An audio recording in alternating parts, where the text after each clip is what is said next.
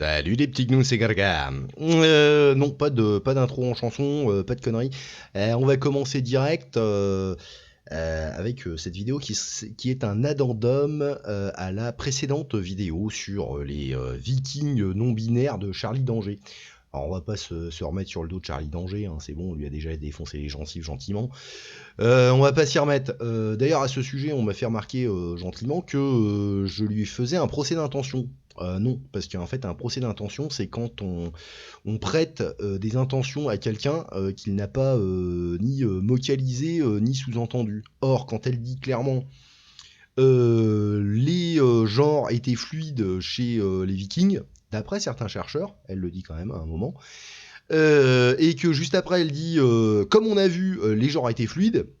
Il y avait même des femmes qui renonçaient à leur féminité, à leur statut de femme, parce qu'elles allaient faire la guerre, et que donc, est-ce qu'on peut les considérer comme des femmes? Hein? C'est une assertion. Donc elle dit clairement quelque chose, et faire remarquer que mettre une nuance de peut-être, ça serait pas mal, et que en gros c'est totalement con de l'affirmer, étant donné qu'il n'y a pas énormément de preuves pour le dire. C'est quand même un petit peu... voilà. En tout cas, c'est pas un procès d'intention. Mais après, on m'a dit aussi que je faisais de l'attaque ad personam. Ouais, bon, ok, c'est Internet, hein, c'est le jeu un peu. Hein, hein. Bon, bref. Et ensuite, que je faisais du jugement. Bah ouais, tout à fait. Maintenant, bon, on va voir un petit peu pourquoi c'est une assertion quand même un petit peu foireuse, parce que en farfouillant, je suis tombé sur des trucs intéressants sur le sujet.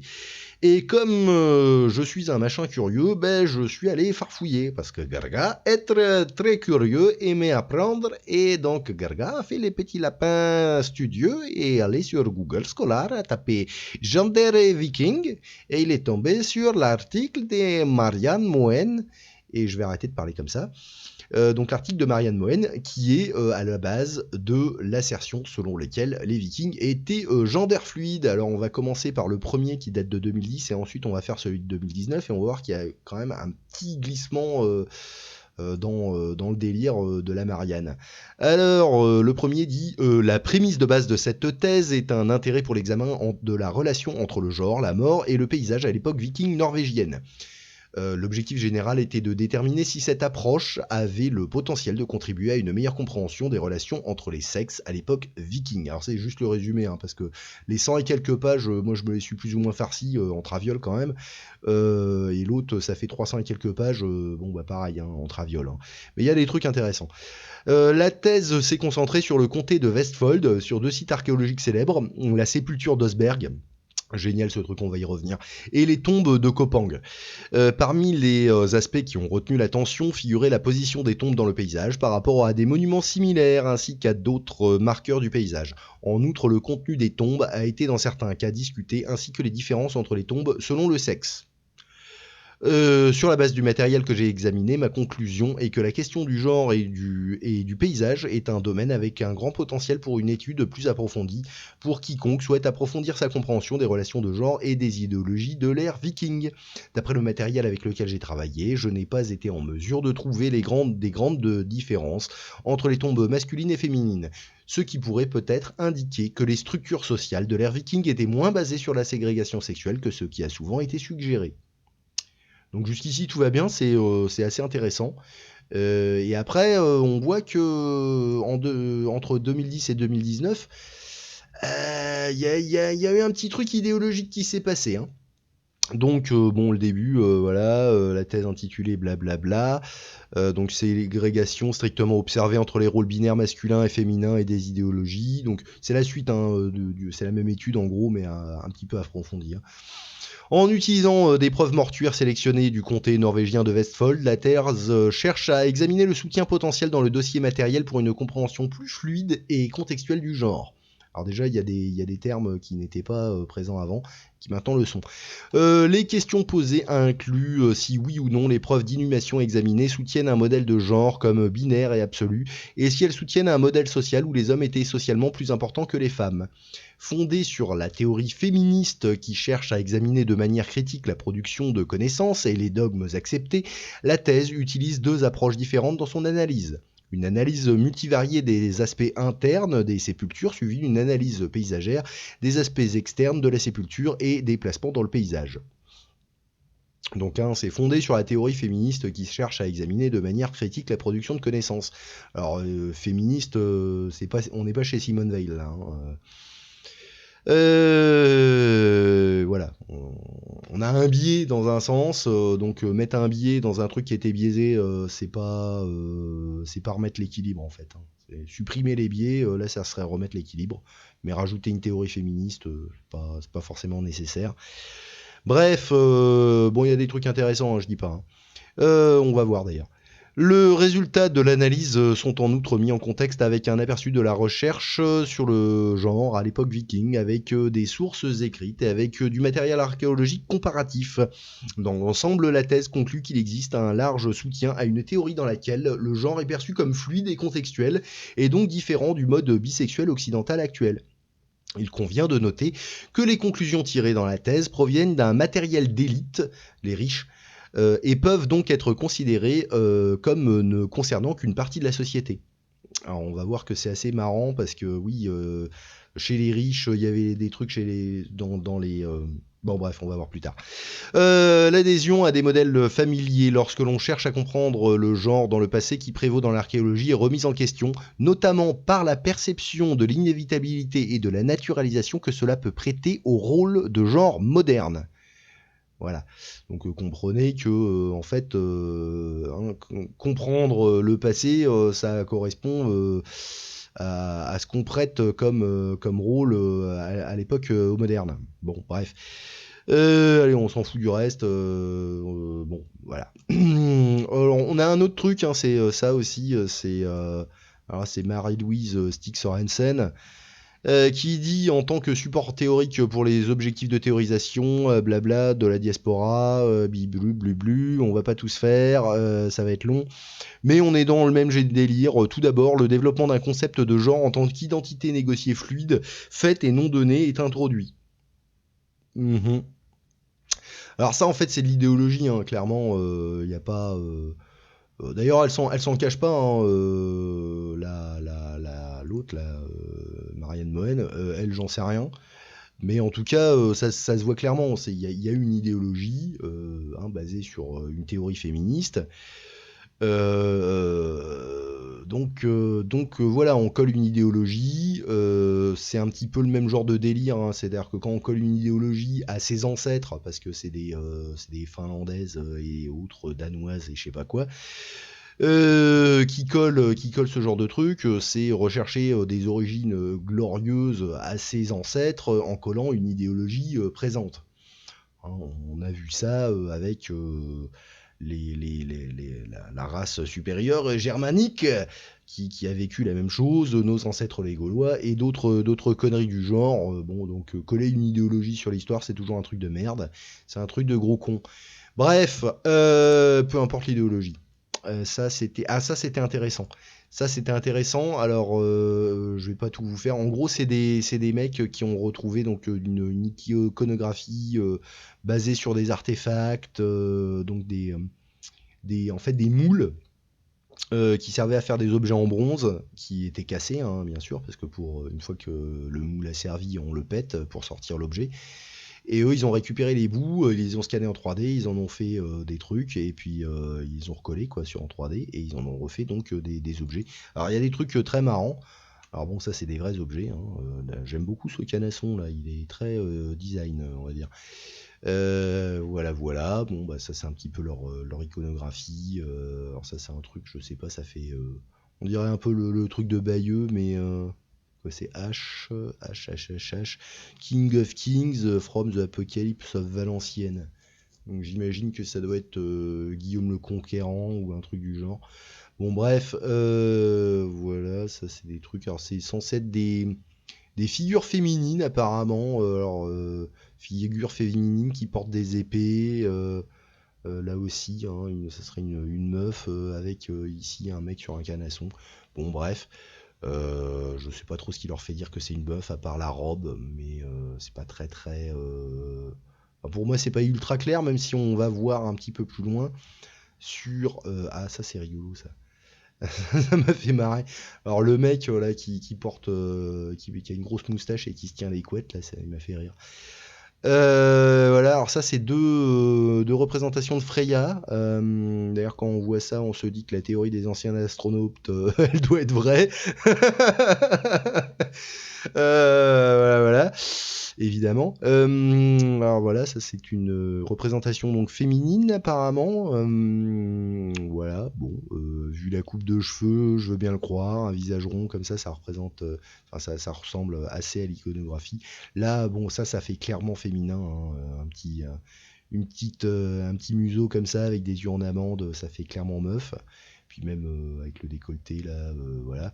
Et donc avec un bouclier et une épée. Donc eux, ils partent en fait du principe que les femmes, ouais, bon, ça c'est une corrélation entre les trucs grecs, machin, parce qu'il y a eu en fait, ils étaient inspirés à la fois par la Grèce antique et par l'Europe médiévale, l'Occident quoi. Bref, voilà, et je sais plus ce que je disais. Je dis oui, il part du principe en fait que c'est les femmes qui portaient des épées, donc un peu le mythe de la Valkyrie, seraient en fait peut-être des danses rituelles qui étaient performées par des femmes qui prenaient des armes pour faire les trucs. Alors peut-être des prêtresses d'Odin ou des trucs du genre, j'en sais trop rien. D'ailleurs on n'en sait pas grand-chose. Et alors ça c'est assez génial ce truc, c'est une tapisserie donc. Alors leur iconographie est assez marrante, moi ça m'a fait penser à la Linéa quand j'ai vu les gros museaux là vers le haut là. Comme ça, là, c'est marrant. Ouais, la Linéa, je sais pas si ça vous dit un truc. C'était un dessin animé italien qui était assez marrant. C'était un petit bonhomme qui était composé d'une simple ligne, qui arrêtait pas de brailler comme ça, qui était tout le temps en train de gueuler. Voilà, c'était celui-là là. Et ça m'a fait penser à ça avec son pif là, son gros pif en l'air là. Et je sais pas, quand je vois ce truc-là, moi ça me fait penser à ça. Bon bref, lui on dirait qu'il crache du feu là en l'air, je sais pas trop, c'est marrant. Bien, bien, bien, donc oui là on voit des figures féminines, hein, ça a l'air d'être une robe, donc ça doit être des bonnes femmes. Vu que les bonhommes ont l'air plutôt d'avoir le truc comme ça là, comme lui là, et que les bonnes femmes ont l'air plutôt d'être comme ça, un peu plus fines en bas. Bon, donc apparemment voilà. Bref, elle est bizarre leur iconographie quand même, mais c'est marrant. C'est marrant. Alors oui, ça c'est une tapisserie d'Osberg là. Osberg, j'avais dit on allait en reparler, et d'ailleurs on va en reparler tout de suite, parce qu'Osberg c'est un site de malade mental. C'est un truc en fait où ils ont déterré, alors je crois que c'était en 1904, si je dis pas de conneries. Osberg, Chip, bah voilà, il y est. C'est un truc de ouf. En fait, ils ont retrouvé une tombe où il y avait deux bonnes femmes qui étaient enterrées. Alors, il y en avait une qui avait dans les 70 berges et l'autre dans les 50-55, je crois. Et elles étaient enterrées donc avec ce putain de bateau. Alors oui, c'est un bateau, c'est pas un dracar. Le dracar est un terme totalement anachronique vu qu'il a été inventé dans les années 1800 et des quéquettes, par un Français d'ailleurs. Donc c'est un bateau viking, on va dire un langskip, et qui est donc qui date des années 800 et des bananes, donc c'est un truc qui a 1200 ans, qui a été enterré et qui est dans un état magnifique. Alors ça, je pense que c'est pas d'époque, ça a dû être rebricolé, mais ça en tout cas c'est d'époque. Et alors, c'est un bateau qui a vraiment vogué, hein, donc c'était vraiment le bateau d'une des meufs qui a été enterré avec. Alors il n'y avait pas que ça dedans, hein. Il y avait donc la tapisserie que je vous ai montré tout à l'heure, il y avait un chariot, enfin une espèce de calèche là, tirée par des canassons à quatre roues, il y avait plein d'autres trucs, enfin bon bref. Et donc il est magnifique, l'ornementation là de l'étrave, d'ailleurs, enfin là c'est la poupe plutôt, l'étrave elle est devant. Je sais pas si c'est une étrave derrière, j'en sais rien. Là on voit qu'il y a le truc pour se diriger là, c'est pas le safran parce que c'est bon, bref, on s'en fout. Mais en tout cas, il est magnifique, très bien préservé, et puis surtout, enfin la forme du bordel, t'as compris que c'est vraiment fait pour aller dans l'eau quoi. Alors c'est un petit truc, hein, ça fait dans les 20-22 mètres je crois, 5 mètres de large au mieux. Mais il est superbe. Alors je kiffe les bateaux, hein. Bon, j'ai grandi en Bretagne, et donc voilà, je voyais les bateaux qui partaient pour la route du Rhum, là, à Saint-Malo, et puis les Penduic Tabarly qui débarquaient de temps en temps, et d'autres bateaux de ouf, bateaux à voile, donc j'adore ça. Les trucs à moteur, ça fait trop de bruit, je suis pas trop fan, mais les bateaux à voile, c'est un truc de ouf. Et quand tu vois la ligne que ça a, ces machins-là, c'est impressionnant, hein. Surtout pour l'époque, quand tu dis que ça a plus de 1000 ans, ces bordels, c'est un truc de malade. Alors bon, ça c'est les petits bateaux de cabotage, hein, c'est pas les grands bateaux de guerre, et je sais plus comment ça s'appelait là chez les Vikings, mais attends, tu vois la ligne là, enfin c'est génial. C'est très moderne, hein, d'ailleurs comme truc. Tu te dis les mecs, c'était pas des branques, hein. Bon bref, allez on continue. On avait, ouais, ça c'est fait. Voilà, alors ils étaient meilleurs en bateau qu'en iconographie quand même, hein, faut noter. Bon, alors ça c'est quoi? Oui, ok, on va regarder directement ça parce que c'est un article qui est basé sur l'autre article, mais qui le synthétise un petit peu, donc voilà. Les historiens de l'université de Tübingen ont comparé la santé des hommes et des femmes au cours des 1000 dernières années en utilisant des données recueillies à partir de dents et de squelettes historiques. Et donc, en fait, ils ont trouvé en fait que les femmes, alors grâce à l'hypoplasie linéaire de l'émail. Alors l'hypoplasie, c'est quand un organe arrête de se développer à cause d'une carence, d'une mauvaise alimentation. Et donc en fait, ils ont déterminé que les femmes scandinaves étaient mieux nourries que les femmes du reste du monde. Voilà, voilà. Et donc, voilà, nous avons émis l'hypothèse que si les filles et les femmes recevaient moins de nourriture et de soins que les membres masculins de la société, elles subiraient davantage de tels dommages, donc des dommages sur les dents et autres. Voilà, voilà, voilà. Alors, l'analyse détaillée des données dentaires des hommes et des femmes scandinaves à la campagne a suggéré un degré élevé d'égalité même à l'époque viking. De telles femmes dans les pays nordiques ont peut-être conduit à des mythes populaires sur les Valkyries. Elles étaient fortes, en bonne santé et grandes. Alors, il faut voir qu'ils bouffaient beaucoup de laitage, beaucoup de trucs comme ça, donc ils étaient vachement grands pour l'époque. C'est-à-dire que t'avais des mecs qui dépassaient le mètre 80, et à l'époque, 1m80, déjà, t'étais très grand. C'est-à-dire que quand ta moyenne, la moyenne des Gugus en Europe occidentale, ça fait 1m60, et que t'as des mecs de 1m80 qui débarquent, bon, c'est des géants. Voilà, voilà. Et explique York Batten. Mais la situation dans les villes scandinaves était différente. Les villes suédoises de l'une des Sigtuna et sur le site de Stockholm aujourd'hui, à Trondheim en Norvège, avaient développé un système de classe dès le début du Moyen-Âge. Les femmes là-bas n'avaient pas la même égalité que leurs sœurs à la campagne. Alors peut-être que parce qu'à la campagne, du coup, elles faisaient plus de boulot physique, même très jeunes, et que du coup, on leur filait autant à bouffer qu'à la ville. Parce que du coup, c'était utile d'avoir des bonnes femmes balèzes au champ, j'en sais rien. L'égalité en dehors des villes semble avoir été liée à la spécialisation dans l'élevage. Ah oui, voilà. Parce que les femmes étaient spécialisées dans l'élevage. La culture des cultures, d'accord, était une activité essentiellement masculine car elle nécessitait une plus grande force musculaire, mais l'élevage des animaux permettait aux femmes de contribuer largement au revenu familial. Donc ouais, comme il y avait beaucoup, il y avait des vaches, des machins comme ça, donc elles devaient en boire pas mal du lait, et ça c'est très bien pour éviter les carences. Les femmes scandinaves étaient également aisées par rapport aux autres femmes européennes. Les femmes ont connu beaucoup moins d'égalité dans la région méditerranéenne et dans les villes d'Europe de l'Est. Voilà, voilà, donc c'est plutôt intéressant comme truc. Alors oui, aussi, par exemple, sur la base de rapports d'émissaires arabes qui ont visité les sites vikings, les femmes étaient relativement libres dans leur mariage et avaient le droit de divorcer. Ce qui était quand même assez exceptionnel pour l'époque. En ce qui concerne les normes héréditaires, à certaines occasions, elles avaient même le droit d'hériter des terres après la mort de leurs enfants et de leurs parents. Voilà. La recherche nous a fourni beaucoup de preuves sur la relation entre l'égalité des sexes et le développement économique d'un pays. L'égalité des sexes augmente non seulement la prospérité des femmes, mais également un impact positif sur la croissance économique et le développement en général. Note Batten. Les chercheurs du projet pensent que les femmes scandinaves ont pu conserver leur place forte dans la société jusqu'à l'ère industrielle et au-delà. Voilà. Alors je pense oui que on va dire que les vieilles traditions comme ça ont toujours une espèce de tendance à se transmettre comme ça, même si la civilisation qui a vu ce genre de truc a complètement été balayée, il reste toujours des traces.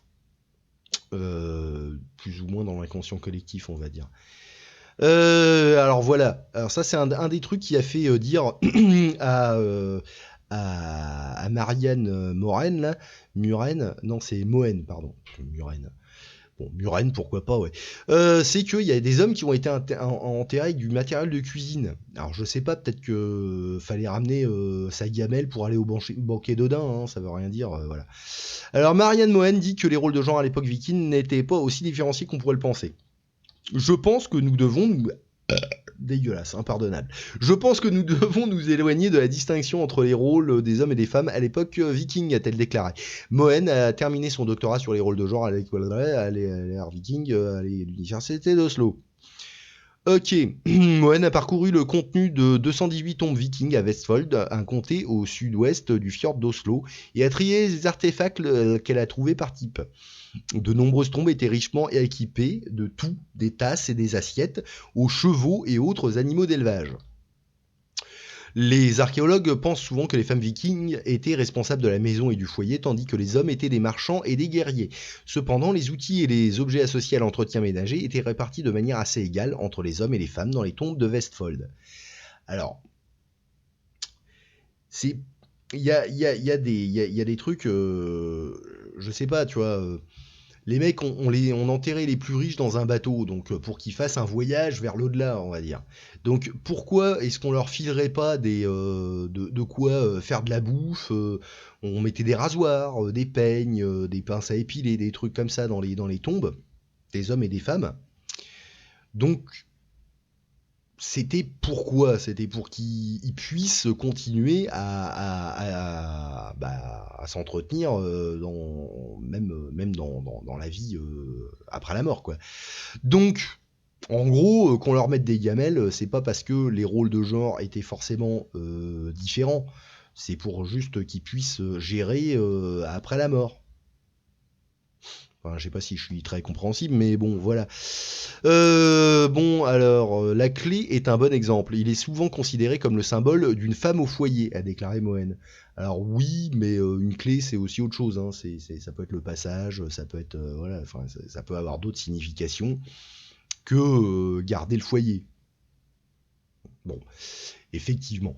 Néanmoins, presque autant de tombes d'hommes avaient des clés que de tombes de femmes.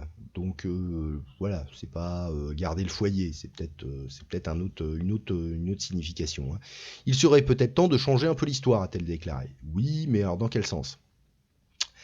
Les hommes étaient tout aussi susceptibles d'être enterrés avec du matériel de cuisine que les femmes. 10 tombes contenant des ustensiles de cuisine étaient des tombes d'hommes, tandis que 8 étaient des tombes de femmes. Mohen aime ce fait, ça veut dire que les hommes faisaient aussi de la nourriture, pense-t-elle. Peut-être qu'on les enterrait avec leur gamelle préférée parce que le mec était très bon à faire un ragoût d'avoine avec du gras et son ragoût d'avoine au gras était exceptionnel. Peut-être que c'était juste pour pouvoir faire la bouffe après la mort. Bon. Et peut-être que le mec n'a jamais fait la cuisine de sa vie, hein, en vrai. Hein. Mon interprétation est que les équipements de cuisine indiquent que l'hospitalité c'était très important à l'époque viking. Alors ça c'est une assertion. C'était très important à l'époque des Vikings.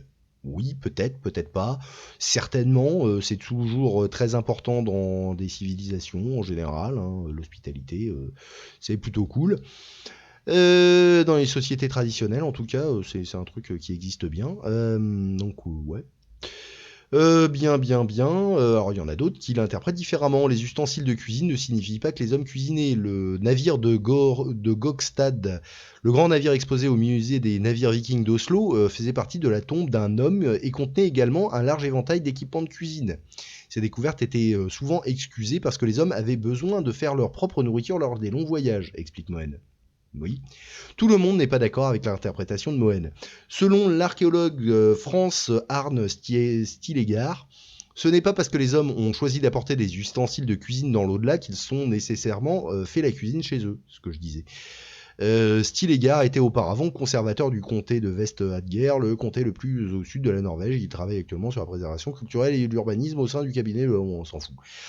Il est difficile de traduire le personnage idéalisé dans les coutumes funéraires en réalité historique réelle. C'est presque une question philosophique, dit-il. Oui. Moen pense également qu'il existe une différence marquée entre la vie et la mort en ce qui concerne les rôles de genre, mais elle pense aussi que les objets avec lesquels les gens ont été enterrés ont une certaine relation avec ce qu'était la vraie vie à cette époque. Bah oui, évidemment.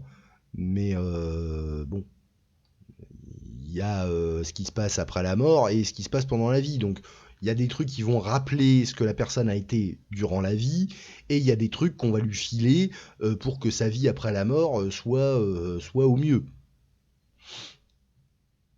Voilà.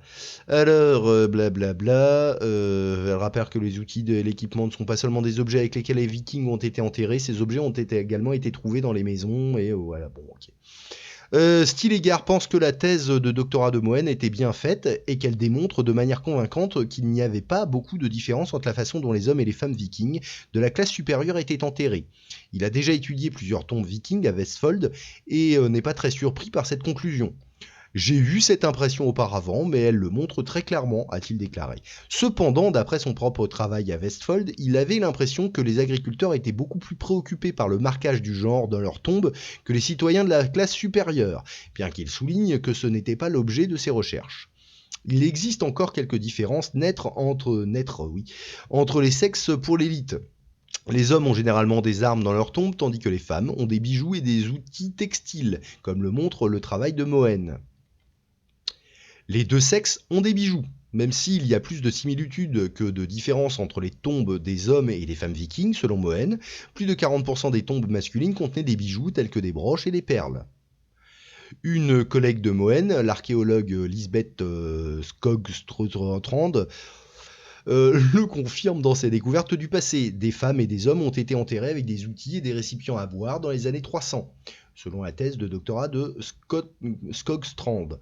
Les hommes des années 300 ont également ce qu'il semble être des articles de toilette dans leur tombe, notamment des pinces à épiler et des rasoirs probablement utilisés pour leur toilette personnelle. Moen se demande d'où vient l'idée qu'il y avait une différenciation claire entre les sexes dans le passé. Oui. Alors jusque-là, il y a rien moi qui me ferait dire qu'il y aurait un genre fluide là-dedans. Qu'il y ait des hommes avec des bijoux, on en a toujours vu, des hommes avec des bijoux, des broches, des perles, des machins comme ça. Qu'il y ait des femmes avec des armes, oui. Qu'il y ait des femmes guerrières, il y en a toujours eu, des femmes qui vont à la guerre, il y en a encore maintenant. Donc bon, voilà. Interpréter le passé à travers une lentille moderne, donc oui. D'autres chercheurs ont souligné que de nombreux objets récupérés dans les tombes au début des années 1900 ont été interprétés en fonction des perspectives culturelles de l'époque, de la même manière que Moen voit maintenant les artefacts de sa perspective moderne. Tout à fait. Elle se qualifie d'archéologue du genre et veut défier les interprétations d'autres archéologues de la culture viking. Mais les perceptions bien ancrées parmi les experts peuvent être difficiles à changer, dit-elle. Je rencontre pas mal de scepticisme. Il y a pas mal de chercheurs qui sont très attachés à leur opinion sur le genre en ce qui concerne les rôles liés au travail, a déclaré Moen. Elle pense que cela s'explique en partie par le fait qu'il est beaucoup plus facile de se rapporter à une version de l'histoire qui correspond à nos attentes modernes, une version de l'histoire où les hommes et les femmes ont des rôles spécifiques dans la société, a-t-elle déclaré. Alors, moderne, cocotte. Les attentes modernes, tes attentes modernes, c'est quoi? C'est qu'il y ait des non-binaires chez les Vikings. C'est ça, toi, tes attentes modernes. les attentes modernes de 1900, c'est que les mecs, ils aillent faire la bagarre et qu'ils aient tous des épées et que les bonnes femmes, elles aient des aiguilles à tricoter. Les attentes modernes de 2020, c'est qu'il y a des non-binaires. Donc, reprocher aux autres ce qu'on fait soi-même, c'est rigolo quand même. En général, dans les études de l'âge viking, les artefacts trouvés dans les tombes sont interprétés comme étant liés à la personne enterrée dans la tombe. Cela ne devrait pas changer pour les cas où les artefacts ne répondent pas aux attentes modernes de ce qu'un homme ou une femme aurait dans sa tombe, a déclaré Moen. Et c'est vrai. Là, je suis tout à fait d'accord. Donc, il y a à boire, à manger, on va dire, hein, dans cette théorie, enfin, dans son étude à Moen. Il y a des trucs très intéressants. Mais en même temps, il y a évidemment un biais qui est énorme. Et là où c'est très rigolo, c'est qu'en fait, elle reproche aux autres d'avoir un biais, alors qu'elle-même est aussi biaisée que les autres. Et là, ça devient légèrement problématique. Alors, est-ce qu'on a d'autres trucs Oui, ça c'était rigolo, je crois. Allez, vas-y, on va regarder vite fait. J'en suis à combien? Putain, 30 minutes? Ouais, non, mais elle va être trop longue la vidéo si je continue comme ça. Parce que bon, moi je peux continuer pendant encore quelques heures, hein, ça m'éclate ce genre de truc, j'aime beaucoup. Mais voilà. Oui, ça c'était marrant parce que c'est. Voilà. Dans les années 40, Sigurd Grieg a compilé en fait, bon, il a gratté une tombe, machin, et puis il a déterminé que le squelette d'un homme âgé enterré avec une épée et peut-être un bouclier a été fouillé, machin chose. Et plus tard, en fait, en 90, Kate Gordon du British Museum a réexaminé les objets et elle a finalement déterminé que l'épée n'était pas en fait une arme, mais un bâton de tissage, tandis que le bouclier était une paire de chahuts. Donc c'est des trucs pour entourer du fil. Armé des résultats de sa réanalyse, Gordon suggère que l'individu enterré, en l'absence de sexage ostéologique, était presque certainement une femme. Et donc Moen, elle dit ouais mais non, en fait, ça pourrait être aussi un homme. Et oui. Voilà, bon, c'était. Il y avait plein de trucs. Voilà, le guerrier de Birka, qu'on a vu dans la vidéo précédente, qui en fait était tué apparemment une guerrière. Bon, bref. Et évidemment, partir du principe que si t'as des aiguilles à tricoter, t'es une femme, et si t'as des épées, t'es un homme. Ça semble plus ou moins logique, mais au final, c'est pas forcément vrai. Bon, ok. Voilà, bon bah je crois que on va pas aller plus loin. Il y avait cet article là qui était rigolo aussi, mais en fait ça va rien dire de plus. Ça va juste vous mettre des belles images, hein, sur un petit peu à quoi pouvaient ressembler les trucs, les maisons, hein, donc avec de l'herbe dessus, histoire de garder bien la chaleur. C'est très efficace comme truc. Donc les bijoux de l'époque, hein, qui étaient rigolos, bien colorés, avec des pierres, des machins. Voilà, un barbu tel qu'on se l'imagine, et puis de la vaisselle. Voilà.